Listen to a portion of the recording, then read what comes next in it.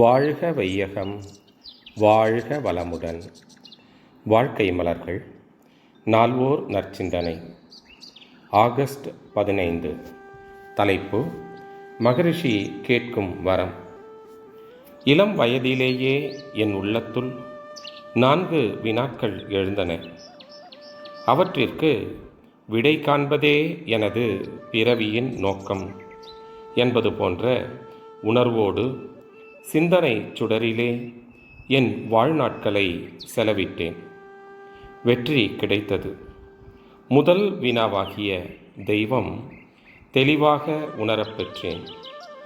அது எல்லா பொருள்களிலும் எல்லா உயிர்களிடத்திலும் அறிவுமயமாக ஒளிவிட்டு கொண்டிருக்கும் உண்மையை உணர்ந்து கொண்டேன்.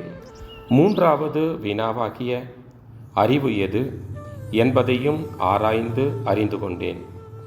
உண்மையிலேயே விஞ்ஞான அறிவு வளர்ச்சி பெற்ற இக்காலத்தில் பொருட்கள் நிரவி வராமல் தேங்கியும், அவசியமற்ற பொருட்கள் பெருக்கமும், அவசியமான பொருட்கள் மீது அலட்சியமும் ஏற்பட்டு பொருள் வறுமை போன்ற ஒரு மயக்க நிலை உருவாகி நிலைத்து வருகிறது என உணர்ந்து கொண்டேன். இந்த தெய்வீக உணர்வின் அடிப்படையில்தான் கர்மயோகம் என்ற உலக சமயம் எனது உள்ளத்திலிருந்து உருவாகியது. அந்த விரிந்த அறிவின் நிலையிலே இப்போது உங்களோடு பேசுகிறேன். செயல்புரியும் தெய்வங்களாக நீங்கள் இருக்கின்றீர்கள்.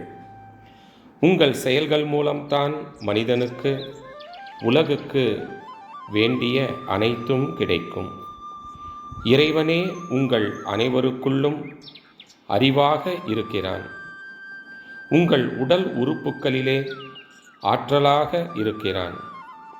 மக்கள் எல்லோருமே சாதனை புரியும் சித்தர்கள். அரூபமாகிய இறைவனை கேட்டு பெறுவது ஒன்றுமே இல்லை என்று அறிந்த நான், உருவ நிலையில் உள்ள தெய்வங்களாகிய உங்களையே நோக்கி உலகுக்கு நலமளிக்கும் வரம் கொடுக்கும்படி கேட்கிறேன். உருவத்தோடு செயலாற்றி விளைவு பெறும் அறிவாற்றலோடு உள்ள நம்மிடையே உலகத்தையும் ஒப்புவித்துவிட்டு அரூப நிலையில் உள்ள இறைவன் ஏதுமற்றவனாகி நிற்கிறான்.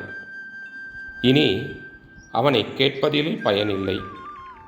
அப்படி கேட்டுக்கொண்டிருந்தால் காலமும் முயற்சியுமே வீணாகும். எனவே நான் மக்களை நோக்கியே கேட்கிறேன். உங்கள் அனைவருக்கும் இன்றியமையாத தேவையை நாமே தக்கபடி செயலாற்றி பெற்றுக்கொள்வோம். அருட்தந்தை. வாழ்க வளமுடன். தொடரும்.